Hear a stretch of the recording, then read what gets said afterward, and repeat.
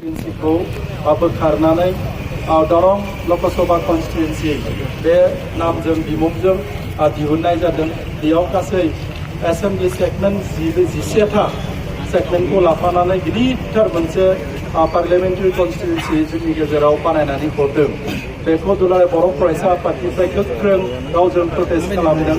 फैबाय थानाय समाव बेखौ दानफिननानै जोंनो उदालगुरि लकसभा कन्स्टिटुएन्सि दाफिननांगौ आरो बेखौ बिटिआरआ जिहेतुके 6 सिडिउल काउन्सिल मोनसे एरेन्जमेन्ट दा बेनिनो सिङाव थानाय एमएलए सेगमेन्टनिखौ लाफानानै बे उदालगुरि कन्स्टिटुएन्सिखौ दाफानांगौ होननानै जोङो डिमान्ड खालामदों आरो बेखौनो बुंनानै आङो गोलावथार बुङालासिनो फैबाय थानाय समाव जोंनि दुलाराय बर' फरायसा आफादा सोमावसारनाय हाबाफारियाव गासैबो बर'नि माहारियारि आफाद राजखान्थियारि आफाद आरो जोंनि बुद्धिजीबि समाज दैदेनगिरि साफा जोंनि दैदेनगिरिफ्रा बेयाव बाहागो लानांगोन।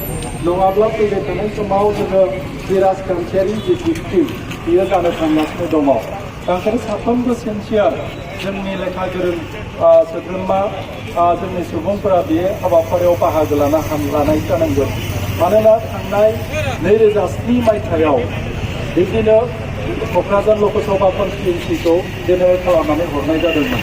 दा बेयावबो दुलाराय बर' फरायसा आफादनि गोख्रों प्रटेस्टआव बेखौ दोनथ'नानै दिनै जोंनि जि बिनाय डिमान्ड बेखौ एसे फोलोमना हरनानै क'क्राझार लकसभा कन्स्टिटुएन्सिखौ एसटि खालामनानै जोंनि गोलाव जि डिमान्ड बिटिआरनि सिङाव अर्थात बिटिसिनि सिङाव मोननै लकसभा कन्स्टिटुएन्सिखौ दाफुंनांगौ बे डिमान्डखौ रिजेक्ट खालामनानै क'क्राझारखौल' हरना उदालगुरिखौ दायालासिनो दरं नामाकरन हरनानै जोंखौ भिक्टिम खालामदों।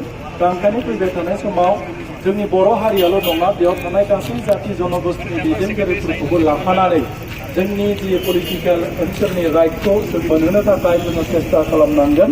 आं बेखिनिखौ बुंबाय आरो बेयाव दिनै बाहागो लाफैनाय दुलाराय बर' फरायसा आफादनि दख'रानि बिबानगिरि आरो नोंथांमोना गासै ओनसोलनि जोंनि गोरों गोरा सुबुंफोरजों सावरायनानै फैबाय थानाय समाव जाफुंसार मोनसे जोंनि डिमान्डखौ जाफुंसार खालामनायनि जि हाबाफारि बेफोरखौ जोङो गोख्रोङै बाहागो लानांगोन।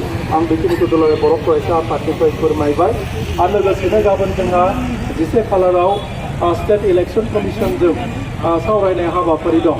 दा बेखौ दुलाराय बर' फरायसा आफादा दैदेनगोन। बिनिनो गासै मोन 13था आफादफ्रा बेयाव बाहागो लागोन। माहारियारि आफाद हिसाबै दुलाराय बर' फरायसा आफाद, बर' थुनलाइ आफाद, आबोब आरो बे रोखोमनि राइटार्स एकाडेमि आरो बे रोखोमनिनो गुबुन हारिमु आफाद, रुबा ट्राइबेल संघ आरो जोंनि ओनसोलनि मोननै राजखान्थियारि गोख्रों दोलो UPPL आरो BPF बिथांमोनाबो बेयाव डेलिगेसनाव मेम्बार हिसाबै गाबोन बाहागो लागोन। बेयो जोंनि थाखाय मोनसे गोजोनथाव हारिनि अलखद समाव जों बयबो खौसे जानानै जि बाहागो लानाय बे हाबाफारिया गोदोनिफ्राय जाबोदों, दाबो जानांगोन आरो फैबाय थानाय समावबो जानांगोन।